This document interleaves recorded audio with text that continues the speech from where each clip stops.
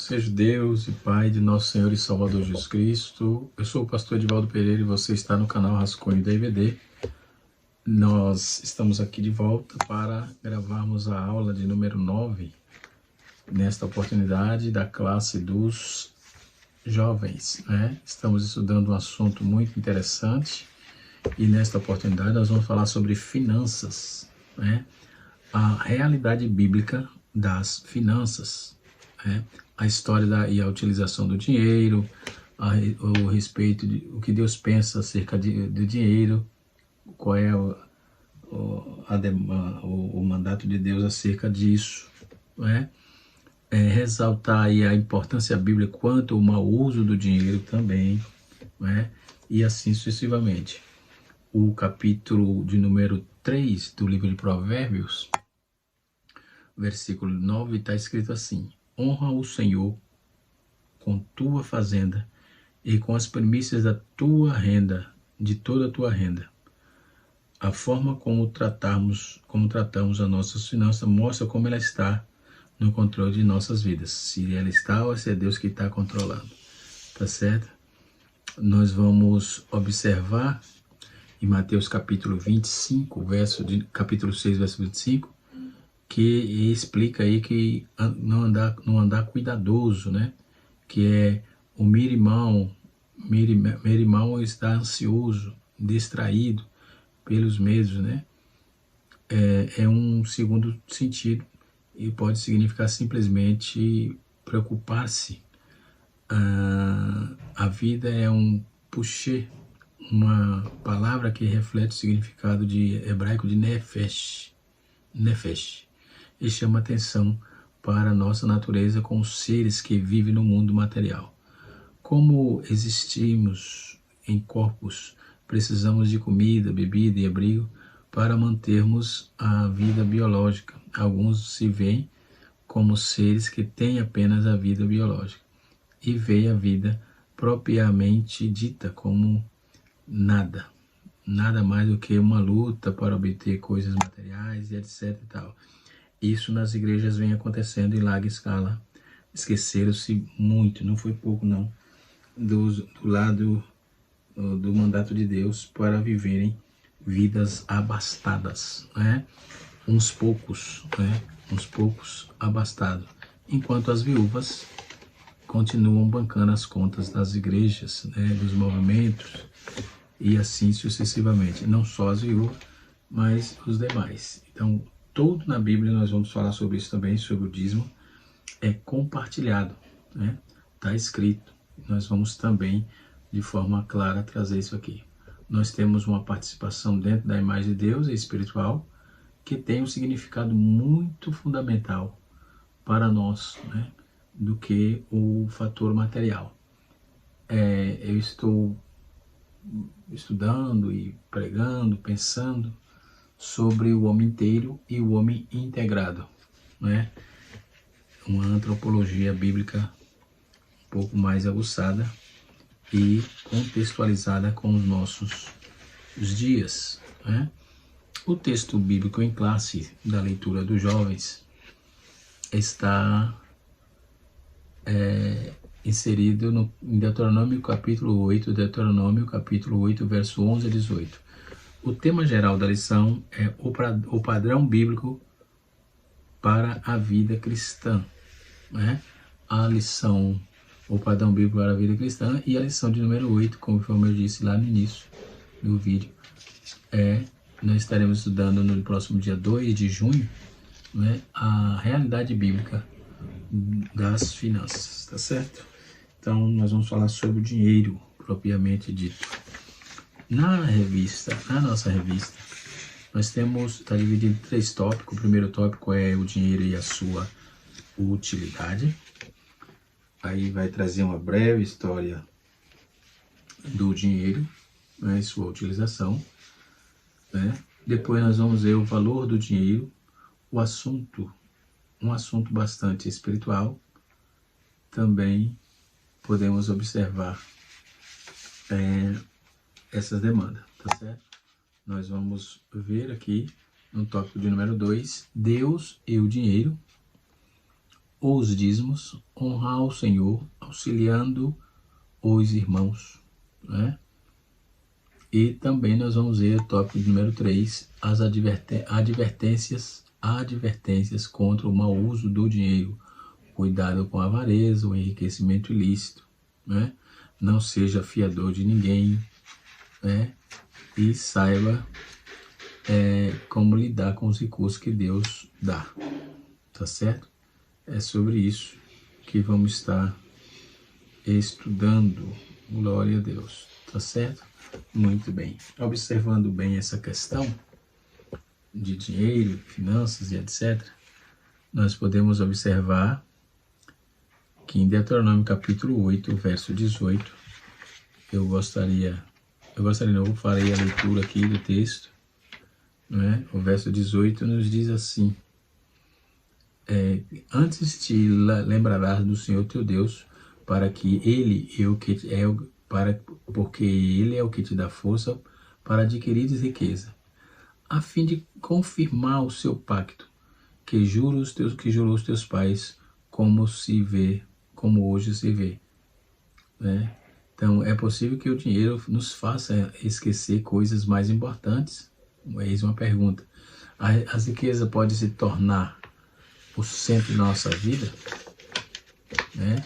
E tomar o lugar de Deus, né? A Bíblia diz em Jeremias capítulo 9, verso de número 23 a 24, diz assim o texto: assim diz o Senhor, não se glorie o sábio na sua sabedoria, nem se glorie o forte na sua força, e não se glorie o rico nas suas riquezas, mas os que se gloriem em si mesmo, em entender e em me conhecer, que eu sou o Senhor, que faço benevolência, juízo e justiça na terra, porque todas estas coisas me agradam, diz o Senhor. Então, o dinheiro dá-nos uma atitude, o dinheiro pode dar-nos uma atitude errada das coisas materiais. E a Bíblia diz em Lucas 12, verso 15, diz assim: diz o povo, acautelai-vos e aguardai-vos de toda espécie de cobiça, porque a vida do homem não consiste na abundância das coisas que possui. Em Mateus capítulo 6, verso 24, está escrito: ninguém pode servir a dois senhores, porque há de odiar um e amar outro, ou há de dedicar um e desprezar o outro. Não poder servir a Deus e as riquezas. Então, o dinheiro pode ser uma bênção, se for bem utilizado, mas pode ser uma grande desgraça quando não se tem uma perspectiva correta sobre os valores do reino de Deus, né? Em 1 Timóteo, capítulo 6, verso 9, Paulo adverte: mas os que querem tornar-se ricos caem em tentação e em laço e em muitas concupiscências. Isso temos visto, lamentavelmente, temos visto, né? As concupiscências loucas e nocivas, as quais submergem os homens na ruína e na perdição. Está no texto, capítulo 6, versículo 9 de 1 Timóteo. Já no capítulo 10, diz assim que é preferível possível encontrar-se na posse dos bens materiais, e alguns chamam de substituto da salvação, ou seja, a pessoa pode pensar, porque é rico, pode comprar tudo e todos, que pode livrar-se de qualquer situação. A riqueza pode transformar-se para ele uma medida de todas as coisas, em um único afã, na única arma para enfrentar a vida. Se alguém desejar possuir bens materiais para obter uma relativa autonomia, para atender às suas necessidades familiares e para poder ajudar ao próximo, está perfeitamente bem, mas se desejar a riqueza somente para desfrutar os prazeres e luxos, se a riqueza se transformou em um objeto principal de sua vida, então a razão pela qual vive, se ela se tornou a razão pela qual vive, pode-se afirmar que sem vacilação que os bens materiais deixaram de ser um bem subordinado para se usurpar na vida o lugar que corresponde ao lugar de Deus. E isto é um prejuízo mortal, certo? Ainda trabalhando do dinheiro, mas vou fazer a leitura aqui do texto. Deuteronômio capítulo 8, verso 11 a 18 diz assim: guarda-te para que te não te esqueça do Senhor teu Deus, não guarde os seus mandamentos, não guardando os seus mandamentos e seus juízos e seus estatutos que hoje te ordeno, para que porventura, havendo tu comido e estando farto, e havendo edificado suas casas e habitando-as, se estiveres aumentadas tuas vacas, tuas ovelhas, e se acrescentar prata e ouro, e se multiplicar tudo quanto tens, né? Se não eleve teu coração e te esqueças do Senhor teu Deus, que te tirou da terra do Egito, da casa da servidão, que te tirou por aquele grande e terrível deserto de serpentes ardentes, e de escorpiões, e de secura, em que não havia água, e tirou água para ti da rocha Seixal, né? Da roça do Seixal, ou seja, do lajedo, né? Seixo, né? Que no deserto te sustentou no maná, os teus pais não conheceram para te humilhar. Os teus pais não, pois não conheceram para te humilhar e para te provar e para teu fim te fazer bem. Não digas no teu coração: a minha força e fortaleza é meu braço, me adquiriram este poder. Versículo 18 diz assim: antes te lembrará do Senhor teu Deus, que Ele é o que dá força para adquirir esse poder, para confirmar o seu concerto que jurou aos teus pais, como se vê nesse dia. Em Mateus capítulo 6, 19 a 24 está escrito: não junteis tesouro no terra, onde o ferrugem consome, onde as traças minam e roubam, mas ajunteis tesouro nos céus. Não ajuntei tesouro no terra, mas ajuntei tesouro no céu, nem a traça nem o ferrugem consome, aonde os ladrões não minam e nem roubam. Porque onde estiver o vosso tesouro, aí também estará o vosso coração. A cadeia do corpo são os olhos, de sorte que os teus olhos forem bons, o teu corpo terá luz. Se porém os teus olhos forem maus, o teu corpo será tenebroso. Se portanto a luz que de ti não são trevas, quão grandes serão as tais trevas, né?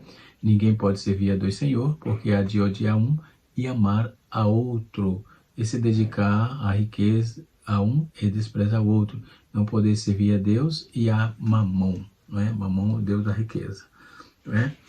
O dinheiro e sua atualidade. Uma breve história do dinheiro.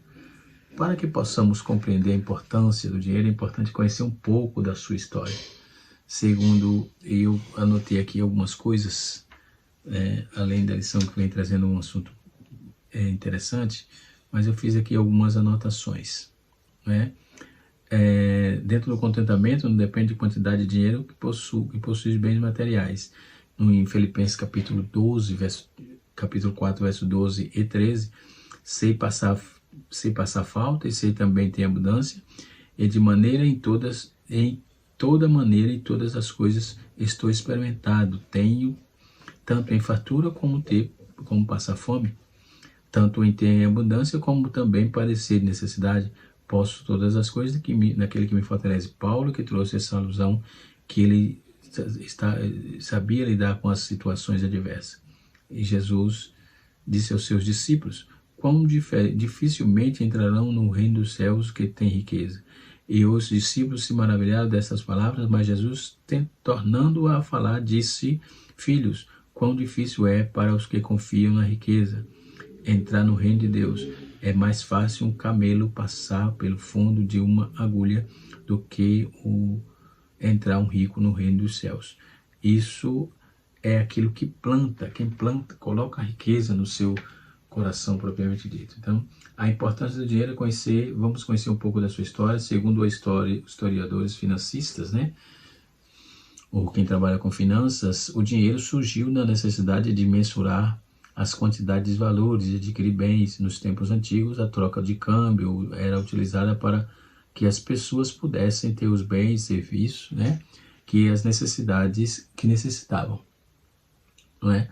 Mas, como calcular o valor de um bem? Se eu tenho, por exemplo, 5 sandálias de couro e desejo trocá-la por 2 sacas de grão, que tipo de equivalência haveria nesses bens? Né? Como ter certeza de que nessa troca uma pessoa não ganharia mais e a outra não ganharia menos? O sistema de troca serviu por um bom tempo, até que houvesse uma busca pela uniformização de um bem que representasse um valor. O dinheiro então surgiu as moedas de metal, inicialmente metais preciosos, depois foram feitas de metais tão valiosos. Nós temos aqui alguns materiais, alguns apoio, tipo a Enciclopédia de Champlin, na sua página de número 161, daí para frente, 160, daí para frente, vamos encontrar bastante informação. Vamos ver o lepton de bronze, que era uma moeda da viúva, conforme está escrito em Marcos capítulo 12, 42, o quadrantes, que era de cobre, em Mateus capítulo 5, 26, nós vamos ver os denários, que era de prata, né? E Lucas capítulo 10, verso 35, também nós vamos ver a moeda de prata de Simão Macabeu, né? No primeiro livro de Macabeu, no capítulo 15, verso 6, no livro próprio. Eu tenho aqui a Bíblia Tebe e eu tenho a Bíblia de Jerusalém. Elas vai trabalhar essa ideia também, não é? Então, essa moeda surgiu antes de Cristo, 140 anos antes de Cristo. Tem a moeda de Simão Macabeu também, né? A moeda de prata, e assim temos a moeda de prata de Simão Bar Koabe, no caso, e assim sucessivamente. Nós vamos ver algumas informações sobre o dinheiro, né? A moeda judia, moedas gregas, moedas romanas, né? E sobre uma forma, o dinheiro sob forma de moedas, como isso surgiu, e algumas alusões bíblicas, né? No Antigo Testamento já vimos que diversos metais eram fundidos sob vários formatos, né? A prata, por exemplo, era pesada pelos patriarcas, sem importar a forma que se tivesse, a fim de comprarem cereais. Gênesis capítulo 42, versículo número 25.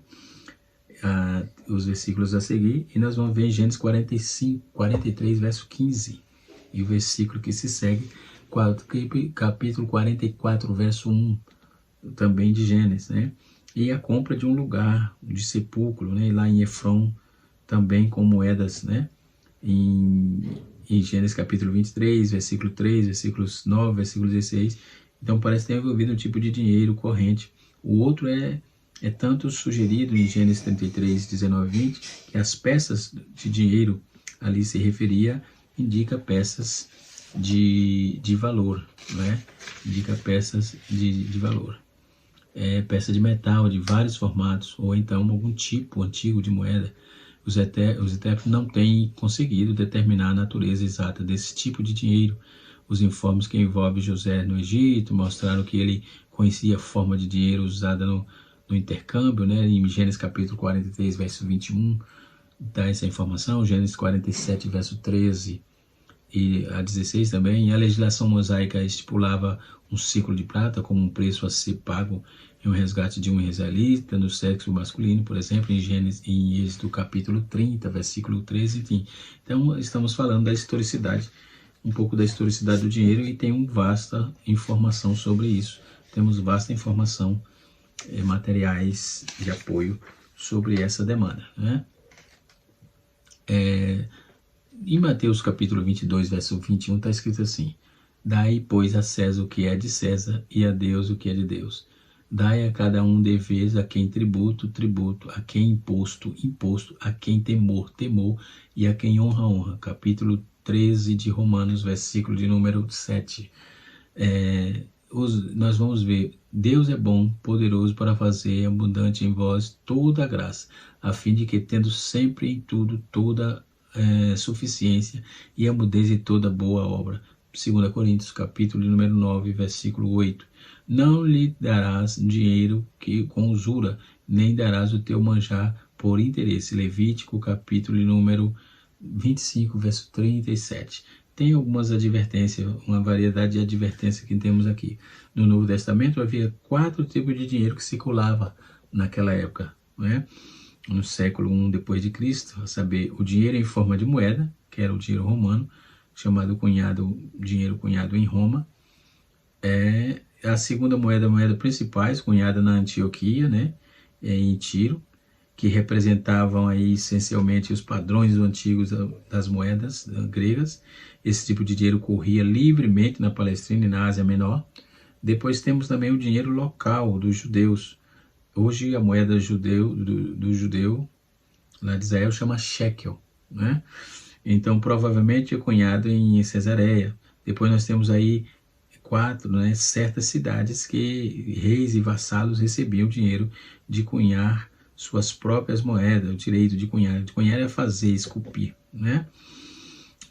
Prensar, usualmente feita de bronze, havendo aí tantos tipos de dinheiro em circulação, tornava-se necessária a profissão dos cambistas. Esses cambistas armavam suas mesas em Jerusalém, no átrio dos gentios do templo, e naturalmente, havendo tanto dinheiro em circulação, campeava aí a desonestidade. Jesus expulsou do templo os cambistas por motivos morais e não políticos, certo?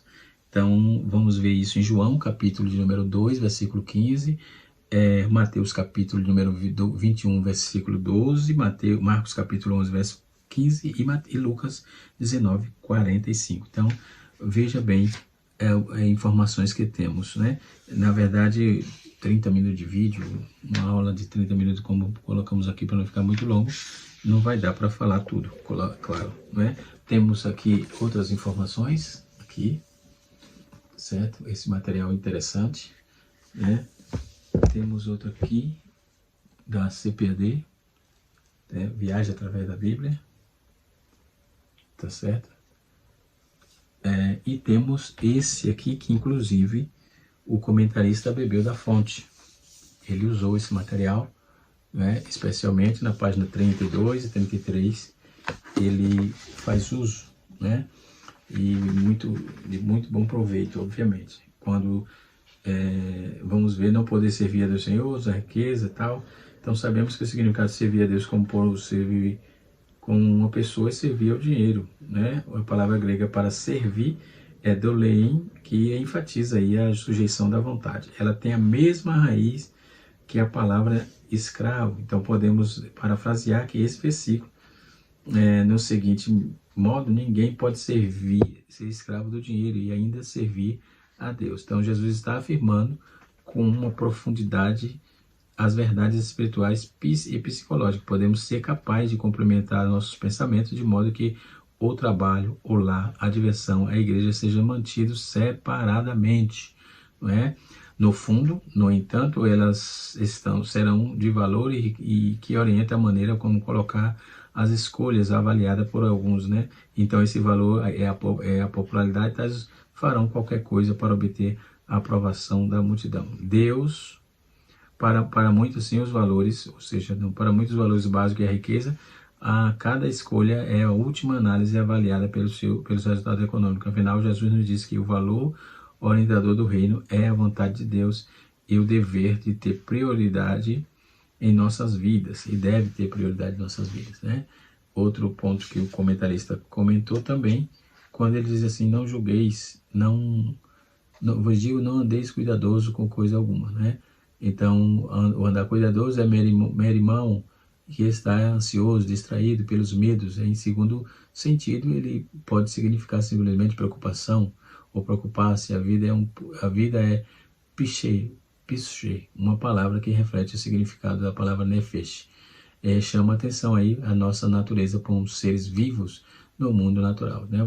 Como existimos nos corpos, precisamos de comida, bebida, abrigo para manter a vida biológica. E alguns se veem aí como seres que têm apenas vida biológica e veem a vida propriamente dita como nada mais do que uma luta para obter as coisas materiais.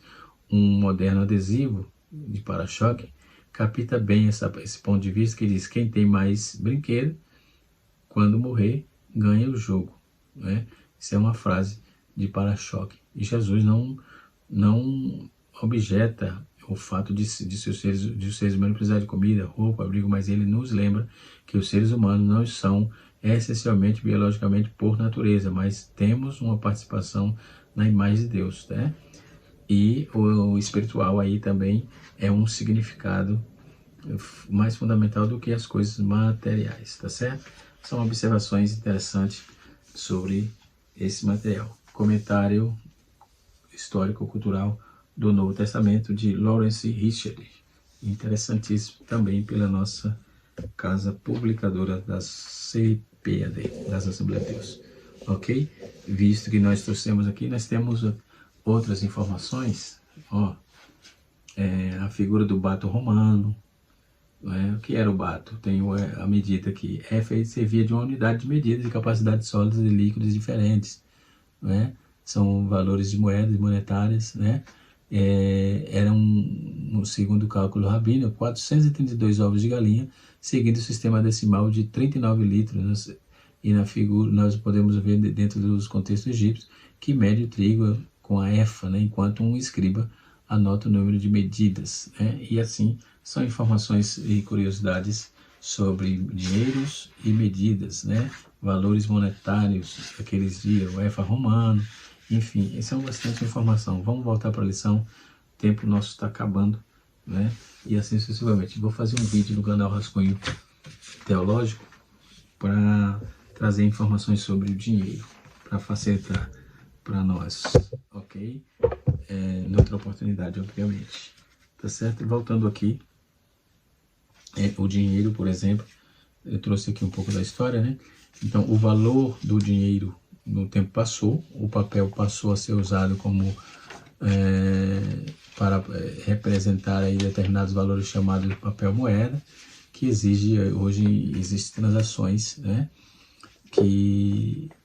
bancárias feitas por meio de digitais, como o Pix, por exemplo.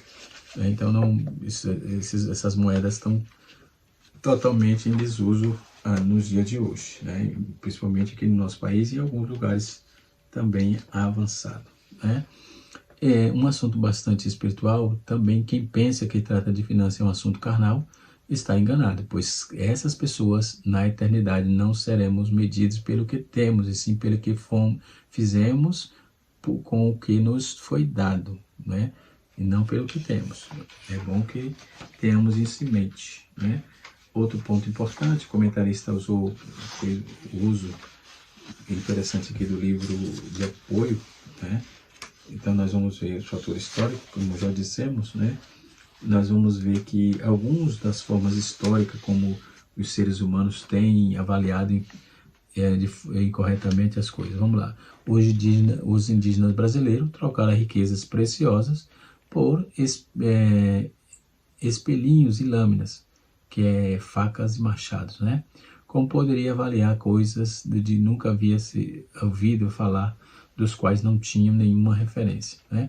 O preço do aluguel, por exemplo, de um apartamento em algumas metrópoles chega a ser 10 mil reais. Eu conheci de 12 mil reais.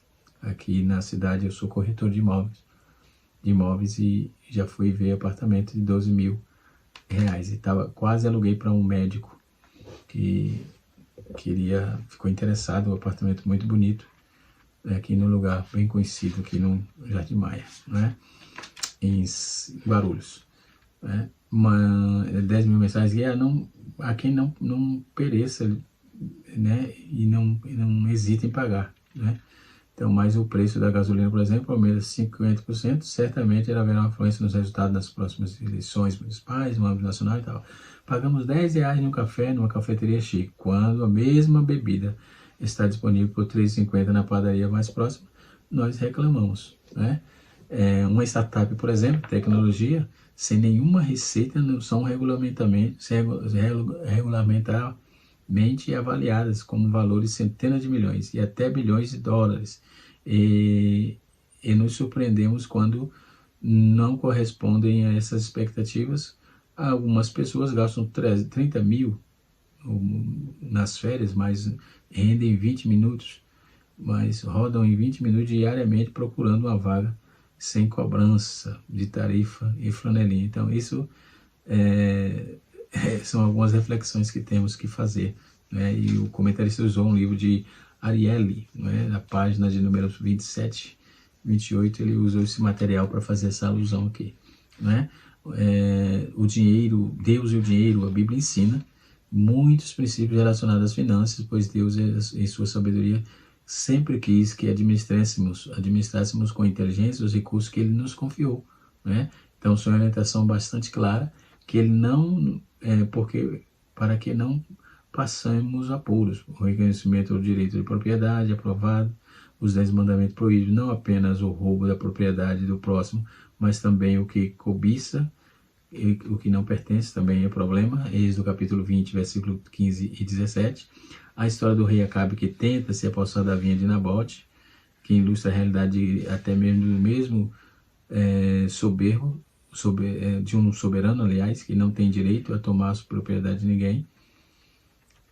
O sucesso vocacional, financeiro, vem por meio do trabalho árduo e da competência, conforme está escrito em Provérbios 6, versículo 6 a 11, Provérbios 10, versículo 4, Provérbios 22, versículo 29. Né?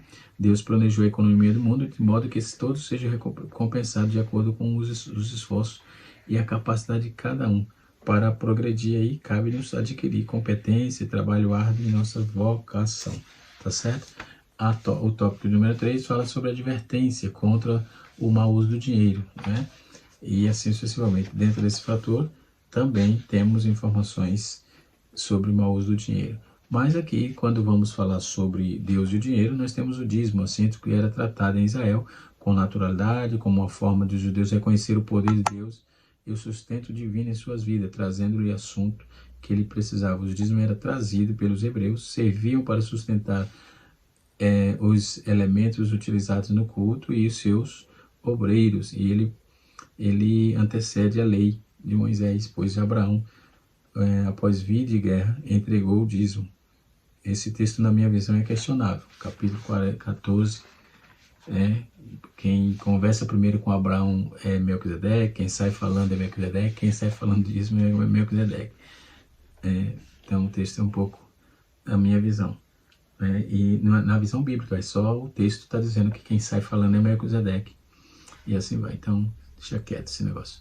Após vir a guerra, entregou o dízimo e o Melquisedeque. Uma coisa que será observada é que os hebreus entendiam que a entrega do dízimo não era negociável, pois após o auxílio, força do desapego para as coisas de Deus, os hebreus passaram a não entregar o dízimo.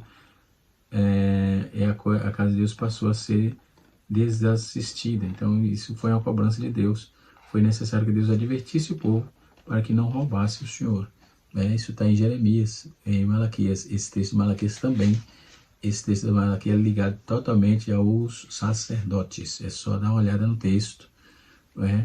A partir do versículo de número 5 até o verso 11, nós vamos encontrar assim toda a clareza sobre esse texto, tá certo? Que Deus em Cristo nos abençoe, que o Espírito de Deus continue falando aos nossos corações. E até a próxima aula, se Deus assim nos permitir, canal Rascunho DVD, ensinando para transformar vidas.